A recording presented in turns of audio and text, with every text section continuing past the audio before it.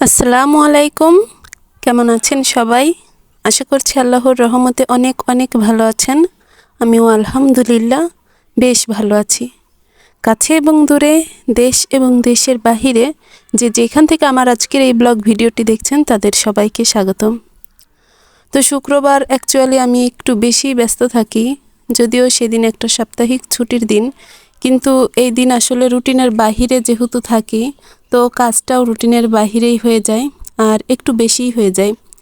তো এখন সকাল 6:30 বাজে, আর আমি ঘুম থেকে উঠেই এখানে পরোটার জন্য আগে আর কি আটার ডো তৈরি করে রাখছি। বাকি কাজগুলো এই ডোটা তৈরি করার পর করব। কারণ আটাটা যদি আমি আগে মেখে রেখে দিই তাহলে কিন্তু এটা অনেক ভালো থাকে আর ডোটা অনেক নরম সফট হয়, তারপর পরোটাটাও খেতে অনেক ভালো লাগে।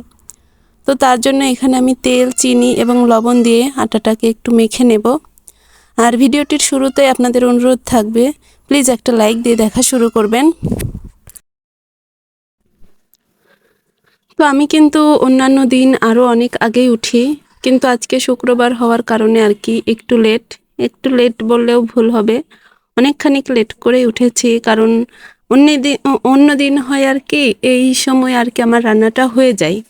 তো এরপর আমি ফ্রেশ হয়ে খাওয়া দাওয়া করে 7:30টার মধ্যে রেডি হয়ে স্কুলে চলে যেতে হয়। আর 6:30 কিংবা 6:45 এর মধ্যে আমাকে রান্নাটা শেষ করে নিতে হয়। তো দেখুন আমি এখানে আটাটা মেখে নিচ্ছি।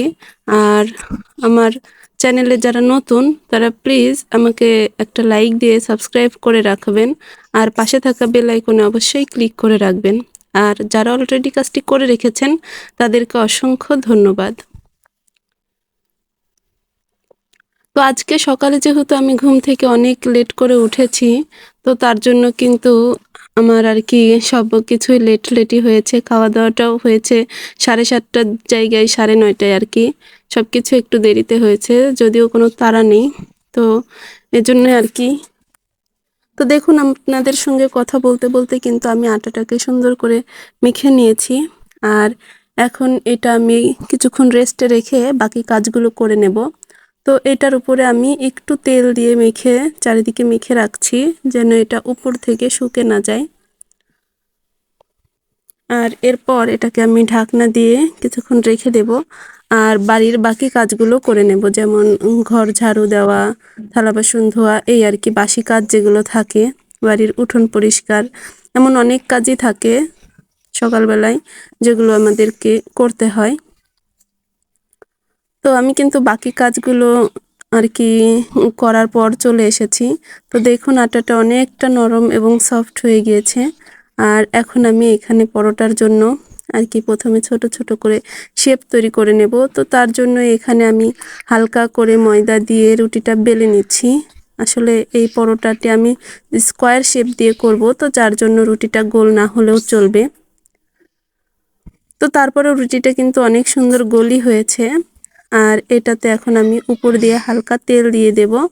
আর তেল দেওয়ার পর এখানে এর উপর আমি আরেকটু আটা দিয়ে দেব। এখানে কিন্তু আমি স্কোয়ার শেপ দিয়ে দিচ্ছি, আপনারা যেই শেপ ইচ্ছা সেই শেপে দিয়ে নিতে পারেন। আসলে এর আগে আমি করেছিলাম গোল গোল শেপে, তো ওইটার থেকে মনে হয় এটাই বেশি মজা লাগে। তো দেখুন এইভাবে দিয়ে কিন্তু আমি সবগুলো পরোটাকে ঠিক এইভাবে আগে করে নেব, আর তারপর একটা করে বেলে বেলে ছেঁকে নেব। তো দেখুন সবগুলো পরোটাই আমার এখানে তৈরি করা হয়ে গিয়েছে। এখন এখানে একটু হালকা চাপ দিয়ে এগুলোকে বেলে নিব, তাহলেই হয়ে যাবে।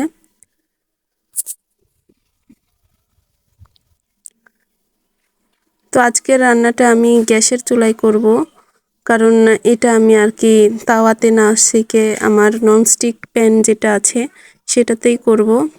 আর যদিও উঠতে দেরি, রান্না করতে দেরি, তো তার জন্যই আর কি।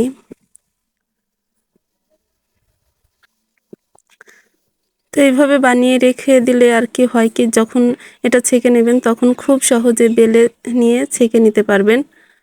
তো আমার এখানে বেলাটা যেহেতু সুন্দরভাবেই হচ্ছে আর সময় বেঁচে যাচ্ছে, আমি কিন্তু এটা সুন্দরভাবে ছেঁকেও নিতে পারছি। আর আমি কিন্তু জীবনের প্রথম এত সুন্দরভাবে পরোটা করতে পেরেছি। এত সুন্দর নরম ফুলকো ফুলকো পরোটা হয়েছে, যেটা দেখে আসলে আমি নিজেও অবাক হয়ে গিয়েছি। আর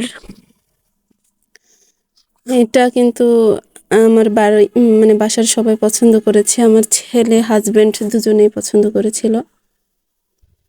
তো দেখুন সবগুলোই কিন্তু সুন্দরভাবে ফুলে ফুলে উঠছিল, একটু হালকা লালচে ধরে যাচ্ছিল পুরোটাই ফুলতে যেয়ে, কিন্তু তারপরেও এটা আর কি তেল দিয়ে যেহেতু ভেজেছিলাম অনেক মজাই হয়েছে।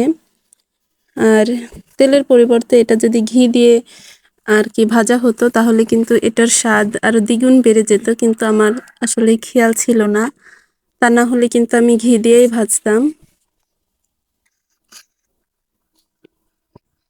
তো ভিডিওটির এই পর্যন্ত কারা দেখেছেন আমি জানি না, প্লিজ একটা লাইক দিয়ে দেবেন। আর দেখুন আমি এখানে আবার হচ্ছে তেল দিয়ে 2টা ডিম ভেজে নিচ্ছি। আসলে আজকের পরোটাটা আমি ডিম দিয়েই করব, সকালের হালকা নাস্তা, দুপুরে রান্না করব। এখানে ডিম ভাজি করব, আর ফ্রিজে মিষ্টি রাখা আছে, মিষ্টি দিয়ে ডিম দিয়ে আর আমি একটু বুন্দিয়া ভিজিয়ে নেব। তো দেখুন নাস্তাটা তৈরি করে এসে দেখছি বেহাল অবস্থা, দুজন উঠে গিয়েছে আর বিছানাটা একই রকম আছে। তো প্রথমে আমি ভাবলাম যে বিছানাটা আর কি একটু গুছিয়ে নিই, আর এরপর তাই করলাম। আসলে আমার ঘরটা বেশি অন্ধকার, আর খাটটা যেহেতু ডার্ক কালার, তো লাইট কালার চাদর দিলেই আর কি দেখতে ভালো লাগে। তো চাদরটাকে সুন্দর করে বিছিয়ে বালিশগুলো ঠিকঠাক রেখে এখন আমি আর কি কয়েকটা জুনাইদের ড্রেস ভাঁজ করে নেব। আসলে এগুলো ধুয়ে দিয়েছিলাম গতদিন, আর ভাঁজ করা হয়নি। তো এখন যেহেতু একটু সময় পেয়েছি, তো তার জন্যই এগুলোকে চটজলদি ভাঁজ করে নিচ্ছি। তো এই কাজগুলো যদিও স্পিডলি দেখাচ্ছি, তো তার জন্য মনে হচ্ছে খুবই 5 মিনিটে হয়ে যাচ্ছে, কিন্তু এগুলোতে আসলে অনেকটা সময় লেগে যায়। আর এখনো কিন্তু আমাদের সকালের খাওয়া দাওয়া হয়নি। আর এরপর আমাদের এই ফ্লোর বেডটাও একটু ঝাড়াঝুড়ি করে নিচ্ছি। আসলে এটা সবসময় এমনই থাকে, কিন্তু তারপরেও গ্রামে থাকি, উপর থেকে খুব ধুলা পড়ে, তো তার জন্যই আর কি এটা একটু সুন্দর করে ঝেড়ে আমি বিছানা 2টা আর কি পরিষ্কার করে নিচ্ছি। আমার যেহেতু গ্রামে বাড়ি, আমার ভিডিও যখন আমি ভয়েস দিই তখন আসলে কিন্তু অনেক ধরনের শব্দের সৃষ্টি হয়। তো সেজন্য আপনারা প্লিজ কিছু মনে করবেন না, ক্ষমার দৃষ্টিতে দেখবেন। আমার ভালো মাইক্রোফোন নেই, আর আমি যেহেতু আমার ফোন থেকেই এডিট করি, তো এত কিছু আর কি এডিটিং করতে পারি না যে ভয়েসগুলো আর কি করে দেব। তো এরপর খাওয়া দাওয়া আমি আসলে সেভাবে সার্ভ করতে পারি নাই, কারণ আমি একটা দুটো করে নিয়ে এসেছি, আর আমার সাহেব এবং ছেলে দুজন মিলে আর কি খাওয়া শুরু করে দিয়েছে। তো তার জন্য কিন্তু আমি সেভাবে আপনাদের মাঝে আর কি কিছুই দেখাইতে পারলাম না। আর তো তারপর রাগ করে আর কি আমিও খাওয়া শুরু করে দিয়েছিলাম। আর দেখুন আমার পরোটাগুলোর কিন্তু অনেক সুন্দর ভাজা হয়েছে, আর খুবই সুন্দর লেয়ার পড়েছে, 4টা করে লেয়ার পড়েছে। আসলে এর আগে কিন্তু কখনোই এত সুন্দরভাবে আমি পরোটা ভাজি করতে পারি নাই, যতবারই করেছি ফেল মেরেছি, কিন্তু জানি না আল্লাহর অনেক রহমতে এবার সুন্দরভাবে ভাজা হয়েছে। তো যাই হোক, সকালের নাস্তাটা তো আর কি করলাম প্রায় 9:30টার দিকে, এদিকে 10টা বেজে যাচ্ছে। তো তারপর আমি এখানে আর কি রোদে একটু শুকনা মরিচ দিয়েছি শুকানোর জন্য, আর কাপড় ভিজিয়েছি। আসলে কিছু কাপড় ধুয়ে নিব, এখন যেহেতু শনিবার ছুটি নেই, তো শনিবারের আশা না করে আজকেই ধুয়ে নিব। এখানে একটু চাল আর শুকনো লঙ্কা আর কি রোদে দিয়েছি। আর এই যে দেখুন, এখন এখান থেকে আমি কয়েকটা ডাঁটার শাক উঠিয়ে নেব। আসলে শাক তো রান্না করব না, রান্না করব হচ্ছে ডাঁটা। তো এই ডাঁটাগুলো কিন্তু রমজান মাসে আমার হাজবেন্ড প্রায় 1 সপ্তাহ পর, রোজার 1 সপ্তাহ পর এগুলো লাগিয়েছিল, আর এখন কিন্তু এগুলো একদম খাওয়ার উপযোগী হয়ে গিয়েছে।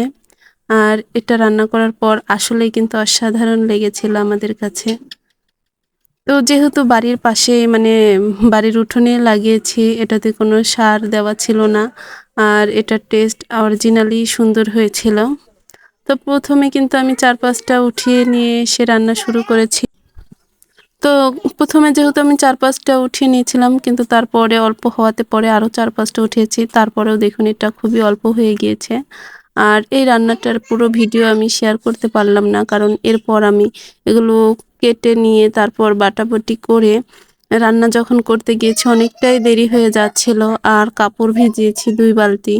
তো কাজ যেহেতু বেশি সেহেতু কিন্তু আমি এগুলো ভালো করে ভিডিও করতে পারি নাই। তো দেখুন মাছগুলোকে ভেজে নিয়েছি, আর এগুলো মাছ দিয়েই রান্না করব। আর রাইস কুকারে ভাত দিয়েছি যেন কাজটা আর একটু সহজ হয়ে যায়। তো আলু দিয়ে এই মাছ রান্না করলে কিন্তু আসলেই অনেক ভালো লাগে। আর আমি কিন্তু এভাবেই এটা রান্না করি, কে কেমন করে করে আমি জানি না। তো এরপর আমি একটুখানি তরমুজ আর আম কাটা খেয়ে নিচ্ছি আর কি, কারণ যেহেতু রান্না করে খেতে দেরি হবে। তো যাই হোক, এরপর কিন্তু অনেক কাজ করেছি, দুপুরে রান্না সেরে একটুখানি খেয়ে তারপর গিয়েছি কাপড়গুলো ধুয়েছি। তো দেখুন অনেক কাপড় ধুয়েছি, উঠানে আর কি জায়গা হয় নাই, তারপর পুরো বারান্দা জুড়ে আর কি মেলে দিয়েছিলাম। আর এখন প্রায় বিকেলকের আর কি আসরের আজান দিচ্ছে। তো আমার সারাটা দিন কিন্তু সেদিন এইভাবেই কেটেছিল। কেমন লাগলো প্লিজ কমেন্ট করে জানাবেন। আল্লাহ হাফেজ, আসসালামু আলাইকুম।